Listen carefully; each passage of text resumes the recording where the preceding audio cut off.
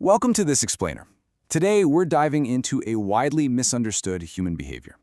You know, whether you're the notoriously quiet one in the room, or maybe you're just trying to figure out someone who is. I was absolutely fascinated to learn that there's this incredibly active world happening right beneath the surface of all that silence. So let's explore the psychology of people who just don't talk much. You don't talk much. Man, if you tend to be on the quieter side, you've probably rolled your eyes at this cliché 1,000 times, right? People point it out as if you somehow aren't aware of it.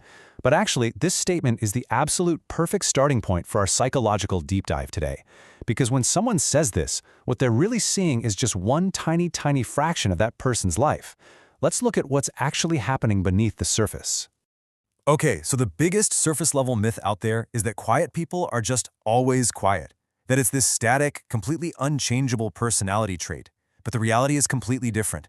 Someone who is practically mute in a sterile, stuffy corporate boardroom might literally be the loudest, funniest person at a dinner table with their close friends. Why? Because communication is driven by context, comfort, trust, and connection. It's not just some fixed introverted personality. Let's break this down further in Section 1, the context of silence. Picture this. You're at one of those dreadful networking events. You know, the ones full of forced smiles, fake energy, and people trying way too hard to aggressively hand out their business cards. When the environment feels off like that, quiet individuals naturally retreat. They are highly aware of the room's energy. So instead of putting on a fake persona just to fit in or avoid being noticed, they just step back. They simply observe. Which brings us to Section 2, the social filter. Psychology actually explains this active silence through a concept called social filtering. Think of social filtering as an incredibly advanced spam filter, but, for your brain. It automatically evaluates the environment and the authenticity of the people in it, and it sorts out what's worth investing your precious energy into and what just isn't. This gives us a really concrete framework for understanding why someone might suddenly limit what they say. They aren't shutting down, not at all. They are actively filtering.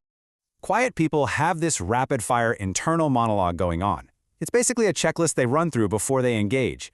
They're unconsciously asking themselves, is this worth my energy? Do I actually feel comfortable here? Are these people being genuine? If the answer to any of those questions is no, well, the filter catches it. It's an instant protective calculation. A massive part of passing that internal checklist relies on psychological safety. Have you ever been interrupted so many times in a meeting that you just decided to completely stop trying? That is exactly what drives this. Actually, a lot of people who are quiet today used to talk a lot more, but over time, being dismissed, rejected, or having their words twisted taught them a really hard lesson. So they adapted. They learned to fiercely protect their voice because they realize, quite frankly, not every space deserves it. Let's look at Section 3, energy and authenticity. Quiet individuals view their social energy a lot like a smartphone battery. They are incredibly sensitive to how interactions affect them, and they know a pointless, superficial conversation drains that battery by like 20% in 5 minutes flat. So when they sense a draining interaction coming, they immediately put themselves on power-saving mode. They would much rather conserve their energy for real connections than burn out completely by engaging just for the sake of making noise. And that brings us to the authenticity rule. Quiet people have this uncompromising commitment to being genuine. It's practically a deep-seated moral boundary for them. They absolutely will not fake interest. They will not force laughs just to stroke someone's ego or to be accepted by the group. And they certainly won't act talkative if they feel uncomfortable. If the connection in the room isn't real, they won't pretend it is. They are perfectly okay being misunderstood by the masses if it means staying real to themselves. Moving right along to Section 4, the misunderstood observer. Now, here is the really tragic irony of the quiet person. Society tends to project highly negative labels onto silence. People assume a quiet individual is shy, unfriendly, or arrogant, stuck up even. But the reality is the exact opposite. It has absolutely nothing to do with ego or fear.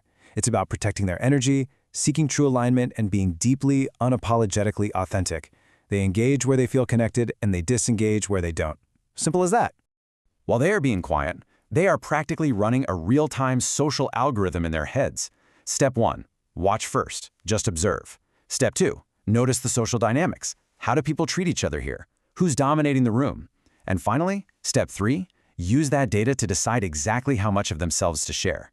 It proves their silence isn't a lack of social skills. Far from it. It's a highly intentional, tactical strategy to understand the landscape before making a move. But of course, there's a downside to this strategy, because quiet people don't constantly vocalize their internal process or, explain themselves to the room. Others tend to fill in the gaps with wrong assumptions. Now, imagine having to constantly run a PR campaign for your own personality with everyone you meet. Exhausting, right? So instead of doing that and compromising their reality to please a crowd, quiet people often just let it be. They accept the misunderstanding as the price of admission for their own inner peace. Finally, let's wrap up with Section 5, the weight of words. Let me ask you a question. Is silence awkward? Well, for a lot of people, the answer is a frantic, panicked yes. They feel this overwhelming pressure to fill every single pause with chatter. But for quiet people, silence is completely normal. They are perfectly comfortable with pauses, and they really don't feel the need to constantly keep the conversational gears grinding. And this right here is the core takeaway you really need to grasp from this explainer. Connection is measured by how real it feels, not by how much is said. True connection doesn't rely on a constant stream of noise. For any extroverts listening, it's worth remembering that shared presence, like just sitting quietly in a car together on a long drive, is a valid and beautiful form of intimacy. Quiet people are perfectly comfortable letting genuine moments speak entirely for themselves. There was one realization from the research that literally stopped me in my tracks. It goes like this. When they do choose to speak, they've already decided it's worth saying. Because they filter their environment, because they observe the dynamics so closely, and because they value authenticity above all else, their words are highly, highly curated. They don't speak just to fill the air.